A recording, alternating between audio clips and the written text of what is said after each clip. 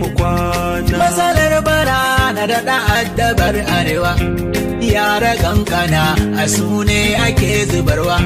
Shekaru wasu na gaba su kaiwa, tituna suke bi da yawa ana kadewa. Ana ruwa da iska gusu ba wurin fakewa, in zazzabi ya kama su babu mai kulawa. Ga gishi da yunwa abin da tausayawa, amma sakacin iyayensu ni nake ganewa.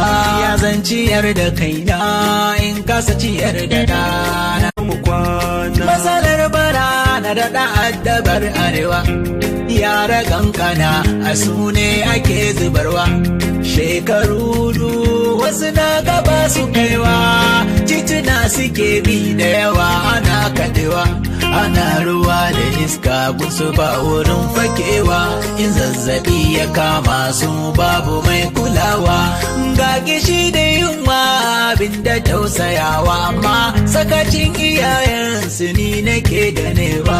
Ya zan ciyar da kaina in kasa ciyar da ɗana. Mu kwana. Matsalar bara na daɗa addabar arewa, yara kankana a su ne ake zubarwa. Shekaru wasu na gaba su kaiwa, tituna suke bi da yawa ana kadewa. Ana ruwa da iska gusu ba wurin fakewa, in zazzabi ya kama su babu mai kulawa. Ga gishi da yunwa abin da tausayawa, amma sakacin iyayensu ni nake ganewa. Ya zan ciyar da kaina in kasa ciyar da ɗana. Mu kwana. Matsalar bara na daɗa addabar arewa, yara kankana a su ne ake zubarwa. Shekaru wasu na gaba su kaiwa, tituna suke bi da yawa ana kadewa. Ana ruwa da iska gusu ba wurin fakewa, in zazzabi ya kama su babu mai kulawa. Ga gishi da yunwa abin da tausayawa, amma sakacin iyayensu ni nake ganewa. Ya zan ciyar da kaina in kasa ciyar da ɗana. Mu kwana. Matsalar bara na daɗa addabar arewa, yara kankana a su ne ake zubarwa.